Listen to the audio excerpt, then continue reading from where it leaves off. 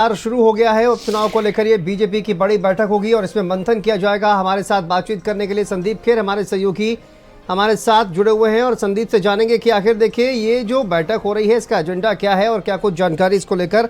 संदीप बताइए, इस वक्त क्या तस्वीरें सामने आ रही हैं और कितने लोग वहां पर पहुंच चुके हैं? तमाम मंत्रियों के पहुंचने की उम्मीद जो है वो लगातार जताई जा रही है और तमाम मंत्री इसमें शामिल भी होंगे। बताइए क्या कुछ अपडेट इस बैठक को लेकर।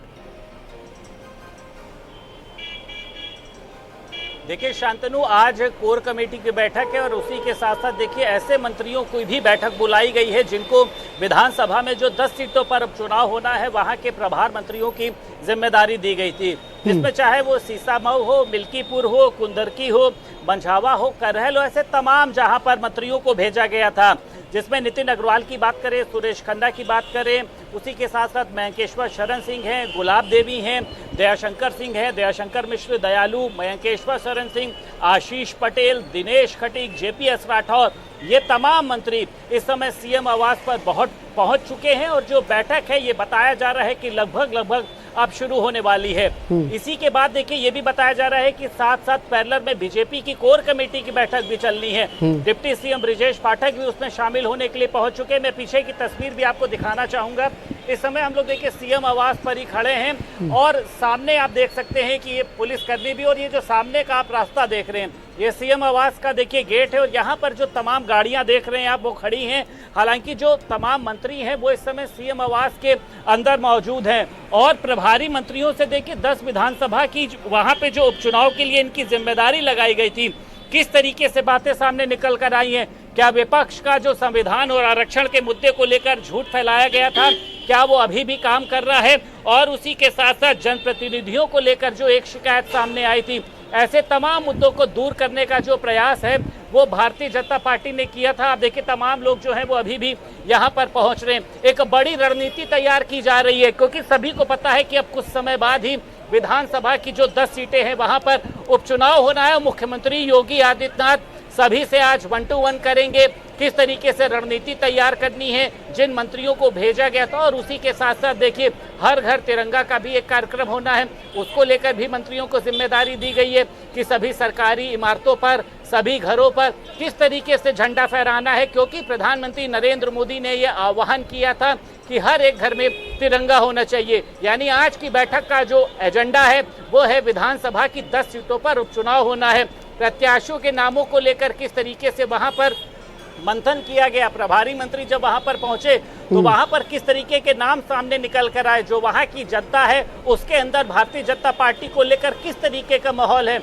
लोकसभा चुनाव में जो कमियां रही थी उन कमियों को दोबारा ना दोहराया जाए और उसी के साथ साथ वहां पर किस तरीके का एक माहौल है वो आज सभी लोग, ये बताया जा रहा है कि अपनी रिपोर्ट मुख्यमंत्री योगी आदित्यनाथ के सामने प्रस्तुत करेंगे। फिर इसके बाद इस रिपोर्ट को ऊपर भेजा जाएगा और जिसके बाद में जब भी विधानसभा उपचुनाव की तिथि घोषित होगी तो फिर प्रत्याशियों के नामों का ऐलान होगा।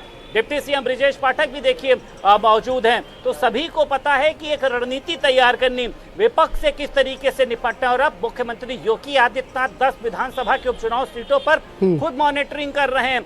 आने वाले समय में खुद मुख्यमंत्री योगी आदित्यनाथ के वहां पर भी दौरे रहेंगे। अभी मुख्यमंत्री योगी आदित्यनाथ ने तमाम लगभग 100 से ज्यादा सांसदों से भी मुलाकात करी थी, जनप्रतिनिधियों से मुलाकात करी थी। यानी भारतीय जनता पार्टी का पूरा फोकस, क्योंकि 27 का चुनाव अभी दूर है, लेकिन पूरा जो फोकस है वो 10 सीटों पर होने वाले उपचुनाव को लेकर है, क्योंकि इसमें देखिए उत्तर प्रदेश की प्रतिष्ठा भी है। करहल की सीट सभी को पता है कि सपा के खेमे में है, सीसामऊ की भी देखिए पता है, और उसी के साथ साथ मिल्कीपुर क्योंकि अयोध्या से अवधेश प्रसाद जीते हैं।